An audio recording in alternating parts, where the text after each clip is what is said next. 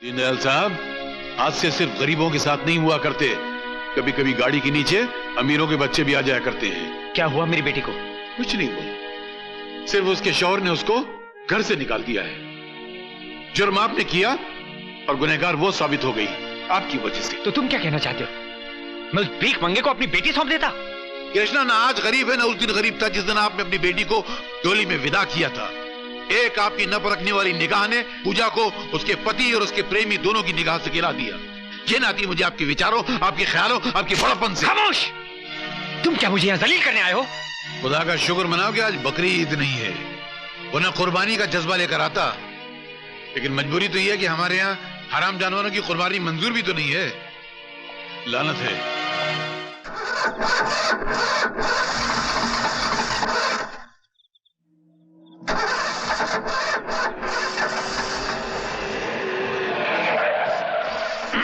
हमारा मास्टर जी हमारी वाली धोखा दे गई यार। नहीं, हमारी वाली नहीं, इनकी वाली। आओ आओ बैठो, आओ।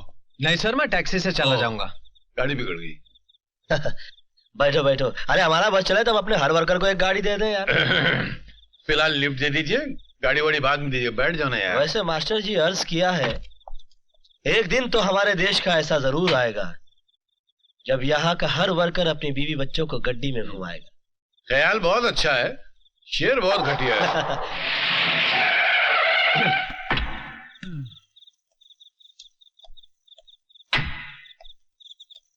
हाँ भाई। Thank you sir. अरे कुछ नहीं है। अगर तकलीफ ना हो तो अंदर चलकर एक प्याला चाय हो जाए। चाय? मियाँ इस वक्त चाय? ये तो शाम की तौहीन के बराबर है यार। Please sir. मास्टर जी समझाइए इसको। अरे छोड़ो ना अपना आदमी, इसकी बात को क्या रफू करना। मियाँ आपकी चाय उधार रही है, पर फिर कभी। लेकिन अगली बार इनकार नहीं करेंगे। नहीं, बिल्कुल कभी नहीं है। Thank you sir. Good night. Good night. हाँ मास्टर जी जरा निकालिए हल्के से। औरों के लिए गुनाह सही, बहुत अच्छे। हम पिए तो सवाब बनती है। अरे 100 गमों को निचोड़ने के बाद एक कतरा शराब बनती है।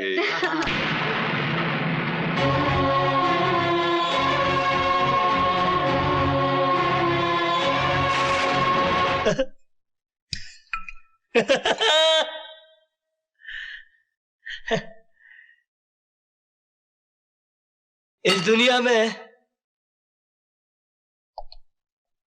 दौलत पैदा करना बड़ा आसान है, मगर किसी के दिल में घर बनाना बड़ा कठिन है। भरे सावन में रेगिस्तान लगता है, ये घर मेरा खाली मकान लगता है। बस मास्टर, हम तो गए मास्टर, हम तो गए। नमस्ते, मेरा नाम छबन मास्टर है, मैं रफूगर हूँ। यहाँ क्या करने आए हो?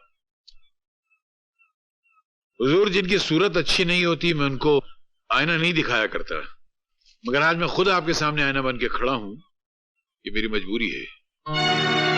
सरकार ने लकड़ियां काटने और जलाने पे तो पाबंदी लगा दी, मगर बहुएं आज भी जलाई जाती हैं, और उसके जिम्मेदार होते हैं आप जैसे दौलतमंद बाप जो अपनी बेटी से ज्यादा अपने अभिमान की सोचते हैं। ये क्या बकवास कर रहे हो तुम? बकवास नहीं कर रहा हूं, बल्कि कृष्णा और आपकी बेटी के टूटे हुए रिश्तों की बात कर रहा हूं। कृष्णा ने आपको 2 खत लिखे थे ना, एक अपनी बर्बादी का और दूसरी अपनी कामयाबी का। बर्बादी का खत अपनी बेटी को दिखाकर उसे शादी पे मजबूर तो कर दिया, मगर वो कामयाबी का खत, उसका क्या किया? पढ़कर फेंक दिया, जला डाला उसको। आपकी इसी जलील हरकत और कूटनीति ने दोनों की जिंदगी को बर्बाद करके रख दी। दीनदयाल साहब, आज से सिर्फ गरीबों के साथ नहीं हुआ करते, कभी कभी गाड़ी के नीचे अमीरों के बच्चे भी आ जाया करते हैं। क्या हुआ मेरी बेटी को? कुछ नहीं हुआ, सिर्फ उसके शौहर ने उसको घर से निकाल दिया है। जुर्म आपने किया और गुनहगार वो साबित हो गई आपकी वजह से। तो तुम क्या कहना चाहते हो? मैं उस भीख मंगे को अपनी बेटी सौंप देता? कृष्णा ना आज गरीब है ना उस दिन गरीब था जिस दिन आपने अपनी बेटी को डोली में विदा किया था। एक आपकी न परखने वाली निगाह ने पूजा को उसके पति और उसके प्रेमी दोनों की निगाह से गिरा दिया। ये नाती मुझे आपके विचारों, आपके ख्यालों, आपकी बड़प्पन से। खामोश! तुम क्या मुझे यहाँ जलील करने आए हो? खुदा का शुक्र मनाओ कि आज बकरी ईद नहीं है, वरना कुर्बानी का जज्बा लेकर आता। लेकिन मजबूरी तो यह है कि हमारे यहाँ हराम जानवरों की कुर्बानी मंजूर भी तो नहीं है। लानत है। आओ रफू मास्टर आओ। कहो कहीं तुम्हारी भी कोई चीज खो गई है क्या? मेरी जो चीज खो गई उसे पाने की मुझे तमन्ना भी नहीं है, क्योंकि जिसकी नजरों से मैं गिर चुका हूं उसे मैंने भी अपनी नजरों से गिरा दिया है। बहुत बढ़िया। तो कहो यहाँ आने की तकलीफ कैसे की? पूजा की जिंदगी में तुम्हारी दोबारा दखल अंदाजी ने उसकी जिंदगी बर्बाद कर दी है। उसके पति ने उसको घर से निकाल दिया है। वो ना मायके की रही और ना ससुराल की रही। अरे यार तो मैं क्या करूं? अपने साथ भी उसने कोई ऐसी निभाई नहीं है जो मुझे उससे हमदर्दी हो या मेरी आंखों में आंसू आ जाएं। एक लड़की की हकीकत में जिंदगी होती कितनी है? 10 साल। उस 10 साल में से 5 साल उसने तुम्हारे इंतजार में गुजार दिए, और उसने जो कुछ भी किया उसकी मर्जी नहीं थी, उसकी मजबूरी थी। पूजा का तुमसे अलग होना ये पूजा के बाप की कूटनीति थी। उसने तुम्हारी कामयाबी का खत पूजा को नहीं दिया बल्कि फाड़ कर जला दिया, और तुम्हारी नाकामी के उस खत का वास्ता देकर उसे शादी पर मजबूर किया जिसमें तुमने पूजा को लिखा था कि पूजा मुझे भूल जाओ। किस पे करे यकीन, किससे करे गिला, मेरे नसीब ने मेरा ये हाल कर दिया। केपी, मैं तुम्हारे आगे हाथ जोड़ता हूं, पूजा की जिंदगी बर्बाद होने से बचा लो।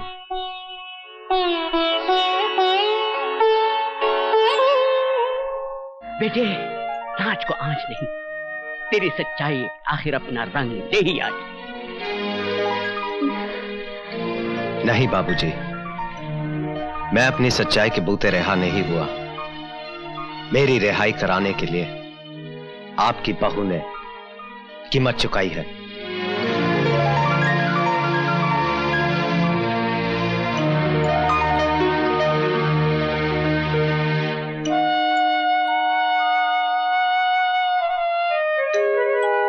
तेरी आंखों में आंसू मेरी रिहाई के हैं या केपी से ना मिल पाने के दुख के? दुख के ही होंगे, क्योंकि तू कृष्ण प्रसाद से प्यार करती है। नहीं दीपक, ऐसा कुछ भी नहीं है, ये सब झूठ है। पहले मैं भी इस बात को झूठ समझता था, लेकिन जब उसके कमरे में मैंने तेरी तस्वीर देखी तो मैं समझ गया कि आखिर इतनी आसानी से मैं कैसे जेल से छूटा।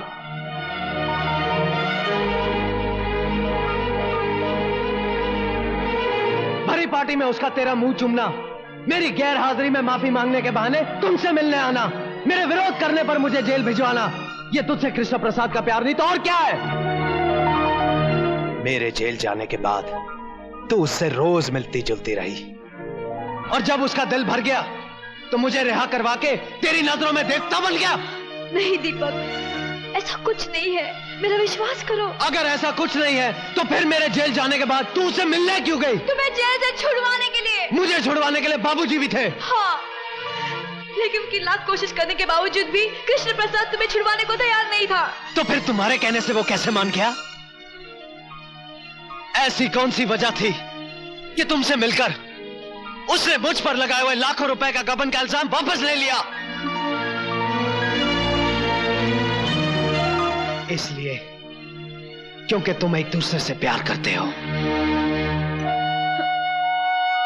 कृष्ण प्रसाद मेरा कुछ भी बिगाड़ नहीं सकता था, लेकिन तुमने तो कुछ बाकी ही नहीं रखा। अगर तुम अपने पति से ज्यादा प्रेमी को ज्यादा अजीज मानती हो तो मैं तुम्हें आजाद करता हूं।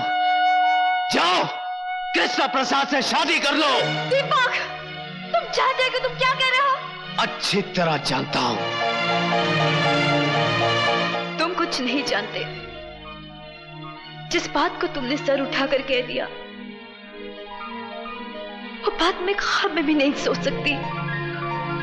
दीपक, मैं तुम्हारी पत्नी हूं, मेरा विश्वास करो। तुम जैसा सोच रहे हो ऐसा कुछ भी नहीं है।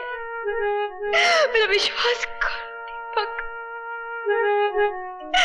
मेरा विश्वास करो। अब तू मुझे समझाने की कोशिश मत कर।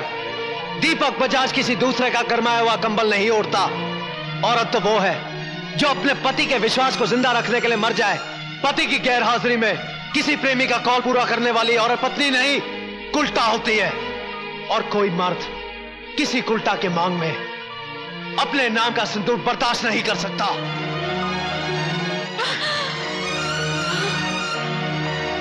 दीपक, तुम बच जाओगे।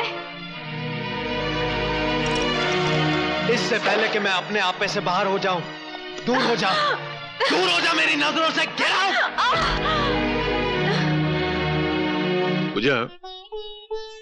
मुझे तुम्हारी गुजरी हुई जिंदगी के बारे में पूछने का हक तो नहीं है, लेकिन इतना मैं जरूर जानना चाहता हूं कि वो क्या वजह थी जो तुमने कृष्णा को भुला दिया। मैंने इसलिए भुला दिया क्योंकि मेरी शादी दीपक से हो गई थी। हाँ, लेकिन तुमने दीपक से शादी की क्यों? प्यार तो तुम कृष्णा से करती थी। हाँ, लेकिन उस प्यार की वजह से कई जिंदगियां खराब हो रही थी। मान सम्मान समाज सबकी कसूरवार हो गई थी मैं। कृष्णा के इंतजार में मैं इतना जली कि अगर पत्थर भी मेरी जगह होता तो वो भी राख बन जाता। लेकिन मैं राख नहीं हुई क्योंकि मुझे उम्मीद थी कि वो एक दिन आएगा। 5 साल हो गए, ना वो आया ना उसकी कोई खबर। फिर मेरे माँ बाप मेरी शादी को लेकर परेशान हो गए। एक दिन कृष्णा का खत आ गया जिसमें लिखा था, मुझे भुला दो। तब मेरे इंतजार करने का बहाना भी खत्म हो गया। फिर लड़की तो होती ही है त्याग का जहर पीने के लिए। मुझे खुशी खुशी अपने माँ बाप के फैसले का जहर पीना पड़ा। तो क्या तुम्हें कृष्णा का दूसरा खत नहीं मिला? कौन सा दूसरा खत? कृष्णा ने मुझे कितने खत लिखे ये मैं नहीं जानती, लेकिन 5 साल में मुझे सिर्फ एक ही खत मिला। वो भी मेरे डैडी ने मुझे दिया था।